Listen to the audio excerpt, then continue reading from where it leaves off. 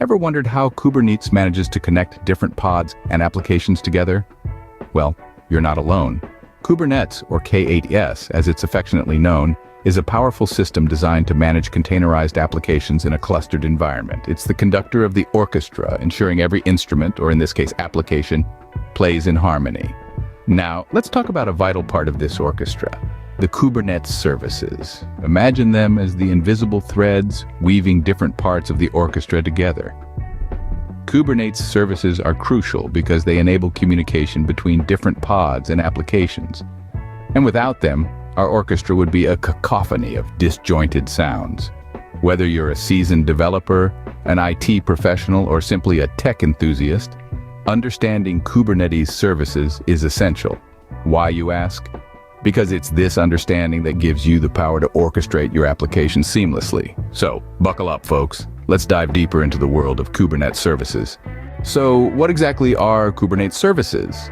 Well, imagine Kubernetes services as a kind of magical glue that holds together the various components of a Kubernetes cluster. They are an abstract concept used to expose an application running on a set of pods as a network service.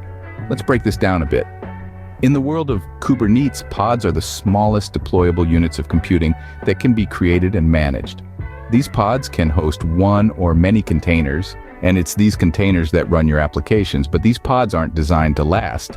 They can be ephemeral, popping in and out of existence like bubbles. So how do we ensure a stable network access to these applications running on such transient pods? This is where Kubernetes services come in. They provide a stable IP address and DNS name that other pods and systems can use to access the application, regardless of the lifespan of the individual pods. But Kubernetes services do more than just provide a stable network endpoint. They also play a vital role in distributing network traffic. When a service receives a network request, it doesn't just forward it to any old pod. Instead, it intelligently distributes the traffic among the available pods, effectively performing the role of a load balancer. This ensures that no single pod gets overwhelmed with traffic, providing a seamless user experience. In addition to load balancing, services are also responsible for service discovery within a Kubernetes cluster. This means they help different components of an application find and communicate with each other, enabling complex, multi-tier applications to function smoothly. So, you see, Kubernetes services are like the unsung heroes of a Kubernetes cluster. They work quietly behind the scenes, ensuring that your applications are always accessible and that network traffic is distributed evenly. They are like the invisible threads that connect different parts of an application, allowing them to work together as a cohesive whole. In a nutshell, Kubernetes services are the backbone of any Kubernetes cluster. Now that we know what Kubernetes services are, how do they actually work? To answer this question, let's dive a little deeper into the mechanics of Kubernetes services. The first step in the process is creating a service. When we create a service in Kubernetes, it's like we're defining a set of pods and a policy to access them. As soon as the service is created, the Kubernetes master assigns a unique IP address to the service. This IP address remains constant for the entire lifecycle of the service, even if the underlying pods change. Now you may wonder, how does the network traffic get directed to the right pods? That's where the kubeproxy component comes into play.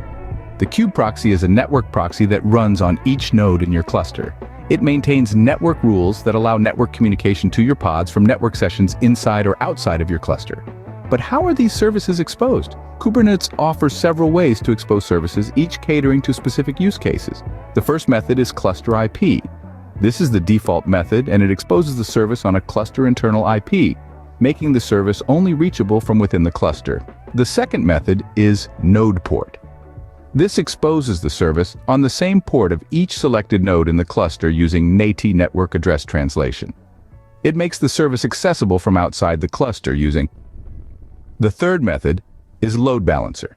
It exposes the service externally using a cloud provider's load balancer. Node port and cluster IP services, to which the external load balancer routes, are automatically created. Each method of exposure serves a different purpose, and knowing when to use each one is an essential skill in managing Kubernetes services. Understanding how Kubernetes services work is crucial for effectively managing and scaling your applications. So, whether you are a developer, a system administrator, or just a tech enthusiast, Knowing the ins and outs of Kubernetes services will certainly give you an edge in the ever-evolving world of technology. Let's recap what we've learned about Kubernetes services. We've taken a deep dive into the world of Kubernetes, and specifically, we've focused on Kubernetes services. We've discovered that Kubernetes services are a critical aspect of the Kubernetes ecosystem, acting as the backbone that supports and facilitates the communication between pods. If we were to define Kubernetes services in simple terms, we could say that they are a logical set of pods, defined by a label selector.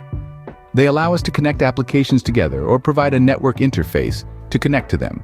This is an integral part of the Kubernetes architecture, as it allows for the smooth operation of the system by enabling seamless communication between different components. We've also explored the role of Kubernetes services in a Kubernetes cluster. You see, Kubernetes services play a crucial role in distributing network traffic. They ensure that the traffic is efficiently distributed among the pods, preventing any one pod from being overwhelmed with requests. This helps maintain the robustness and reliability of the system. Moreover, Kubernetes services enable communication between pods.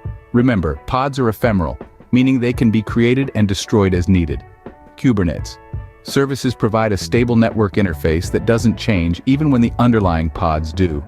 This persistent nature of services makes it possible for pods to communicate with each other, even in a constantly changing environment.